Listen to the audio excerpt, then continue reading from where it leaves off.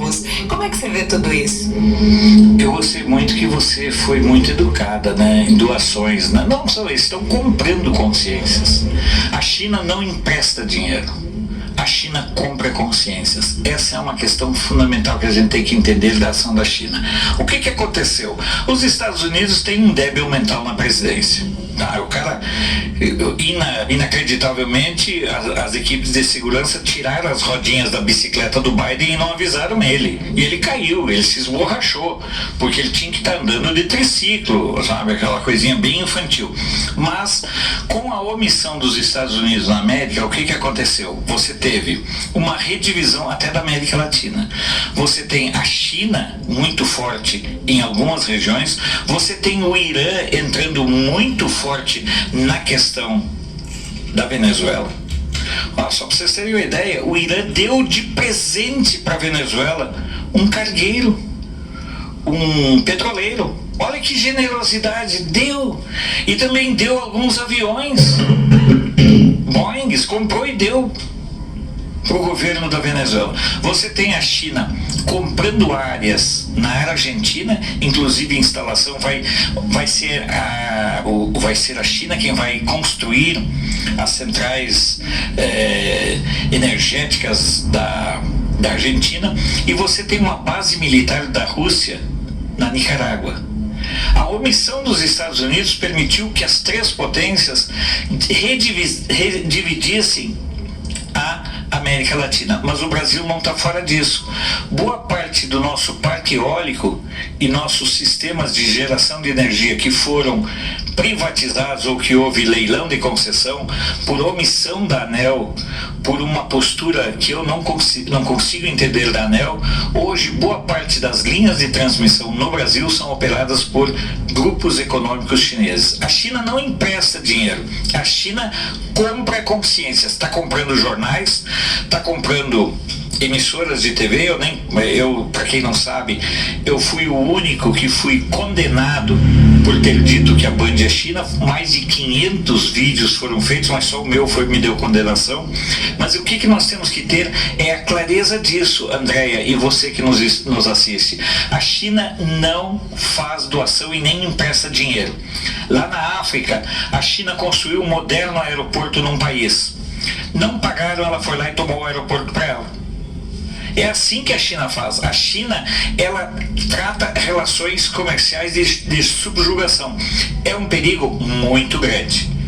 A China está comprando cooperativas agrícolas aqui no Brasil para garantir a produção, porque a China está fazendo uma estratégia de estoques.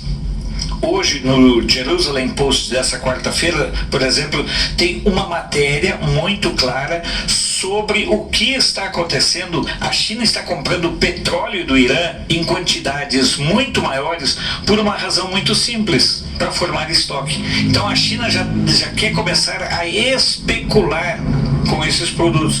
Ela tem milho para especular no mercado externo. E é isso que ela vai começar a fazer. Então, não existe, no caso da China, é muito mais claro ainda, não é que não exista almoço de graça. A China cobra na entrada e na saída, permanentemente.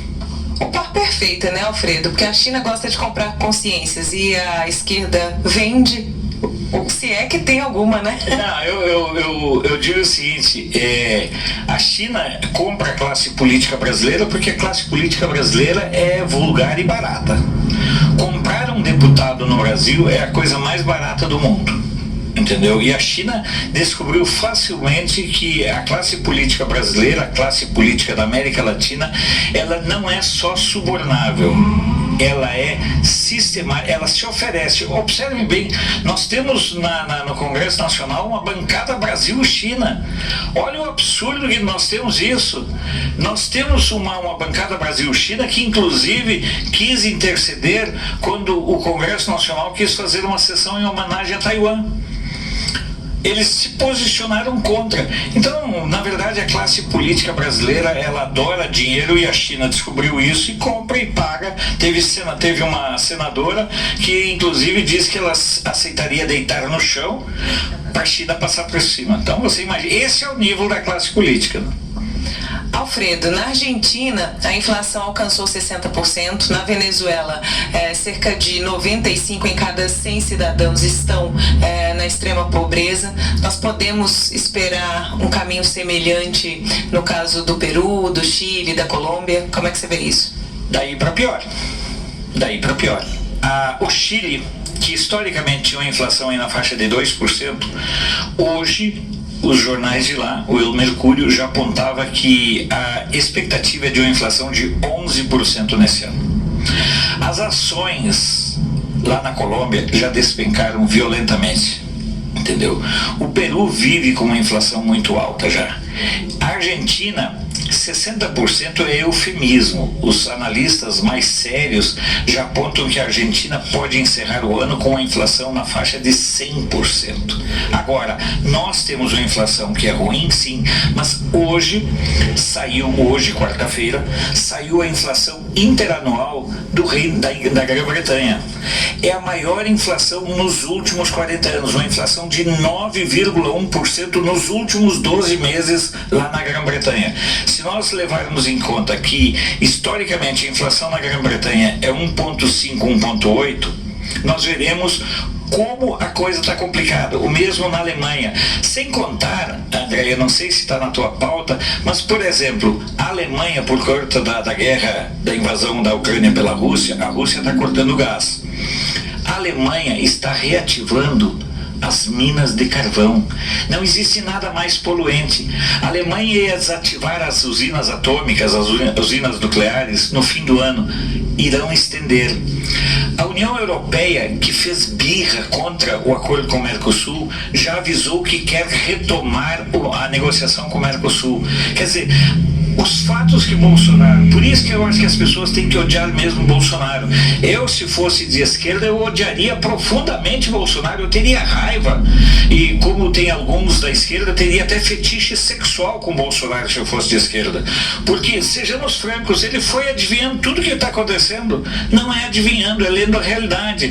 A inflação que nós temos hoje no Brasil é uma inflação ainda do fique em casa, a economia a gente vê depois. É a inflação da irresponsabilidade do PT, que investiu em estádios e não investiu em hospitais. É a inflação do PT, que roubou o dinheiro da transposição do São Francisco e não fez. É a roubalheira do PT, que não permitiu a conclusão das obras do Comperge no Rio de Janeiro, ou então da Abreu e Lima em Pernambuco. O Brasil não precisaria importar nada de petróleo se, por exemplo, Abreu e Lima e Comperge tivessem sido estruturadas. Hoje nós exportamos petróleo para importar gasolina